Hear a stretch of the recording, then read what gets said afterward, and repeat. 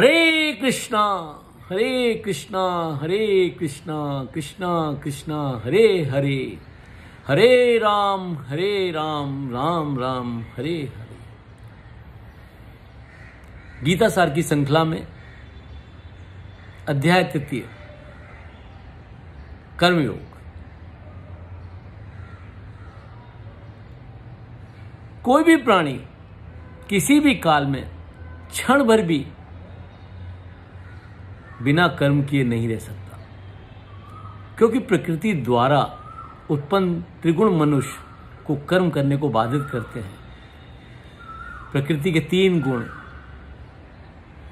सत, रज और तम जीव को शरीर से बांधते हैं और कर्म करने के लिए प्रेरित करते हैं। मनुष्य शरीर से कर्म ना करते हुए मन, बुद्धि, वाणी से तो क्रियाशील रहता ही है। कर्म क्या है, कैसे हो, इसके लिए कहा गया है यज्ञ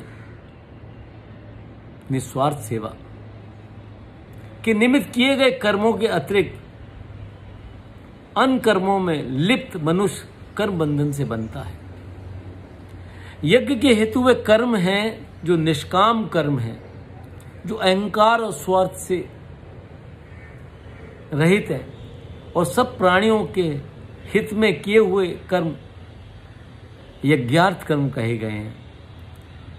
यज्ञ के हेतु आसक्ति से रहित होकर कर्म करें। कोई भी शुभ कार्य जिसमें सर्वजन सम्मिलित होकर सद्भावना से करते हैं वह कार्य यज्ञ ही माना गया है। ब्रह्मा जी सृष्टि के आरंभ में प्रजा को यज्ञ से सहित रचा और कहा कि यज्ञ सब प्राणियों के हितार्थ से तुम वृद्धि को प्राप्त हो।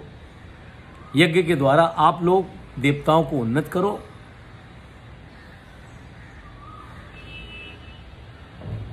और देवता आपको उन्नत करें। इस तरह परस्पर एक दूसरे को उन्नत करते हुए कल्याण को प्राप्त हो। जो देवताओं के द्वारा प्रदत्त किए हुए भोगों को उनके अर्पण किए बिना भोगते हैं वे स्तेन था चोर कहे गए हैं। यज्ञ से बचे हुए अन्न सबको बांटने के पश्चात ग्रहण करने वाला शेष पुरुष सब पापों से मुक्त हो जाता है। जो केवल अपना शरीर पोषण हेतु ही कर्म करते हैं वे पाप के ही भागी होते हैं। इस तरह से हमारी संस्कृति ऋण कृतज्ञता प्रधान हुई।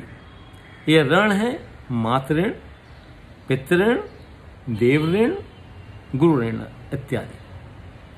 सब मनुष्य अन्न से उत्पन्न होते हैं और अन्न की उत्पत्ति वर्षा से होती है और वर्षा यज्ञ से होती है और यज्ञ कर्मों से उत्पन्न होते हैं और ऐसा कर्म समुदाय ब्रह्म से उत्पन्न होता है और ब्रह्म को अविनाशी परमात्मा कहते हैं। इस प्रकार अविनाशी और परम अक्षय परमात्मा सदा यज्ञ में ही प्रतिष्ठित है। जीवन को कालचक्र के अनुसार जीने के महत्व को कहा गया है। जो मनुष्य सृष्टि चक्र के अनुसार जीवन को नहीं जीता अर्थात अपने कर्तव्य का निर्वाह नहीं करता वे इंद्रियों के द्वारा भोगों में असक्त व्यर्थ ही जीता है।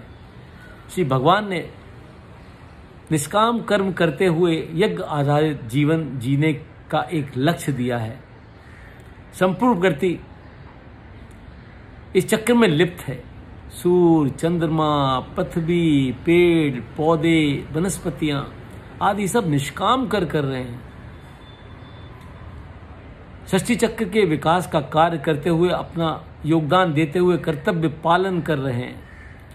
यज्ञ समान किए हुए कर्मों के द्वारा जो भोग उत्पन्न होते हैं उसको अर्थ के यथा योग वितरण शेयरिंग ऑफ वेल्थ के सिद्धांत के अनुसार कार्यान्वित हो तो यह किसी भी इकोनॉमी के लिए एक उत्तम आदर्श होगा। कर्म के इस योग का उपयोग मैनेजमेंट स्टडीज में भी लिया जा रहा है। आसक्ति रहित होकर कर्तव्य कर्म करते रहें, क्योंकि आसक्ति रहित कर्म करने वाला पुरुष परमात्मा को प्राप्त होता है। श्री भगवान अर्जुन को कहते हैं कि तीनों लोकों में ना तो उनका कुछ कर्तव्य है और ना ही कुछ ऐसा प्राप्त करने योग अप्राप्त है। फिर भी मैं कर्म में संलग्न हूं। यदि कुशलता से कर्मों में न प्रवृत्त रहूं तो बहुत हानि हो जाए, क्योंकि सब पुरुष मेरे ही मार्ग का अनुसरण करते हैं। रजोगुण से उत्पन्न कामना ही क्रोध का कारण है। क्रोध ज्ञान को ढक लेता है। इसका मूल कारण इंद्रियों को मन से और मन को बुद्धि से संयमित करें। बुद्धि से भी परे श्रेष्ठ आत्मा को जानकर कामरूप सत्तु अर्थात कामना का त्याग करें। तो ये था अध्याय 3, तृतीय अध्याय कर्मयोग का सार। आशा है आपको अच्छा लगा होगा।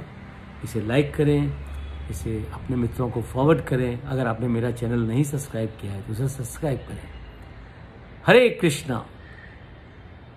अध्याय 4 अगली श्रृंखला में।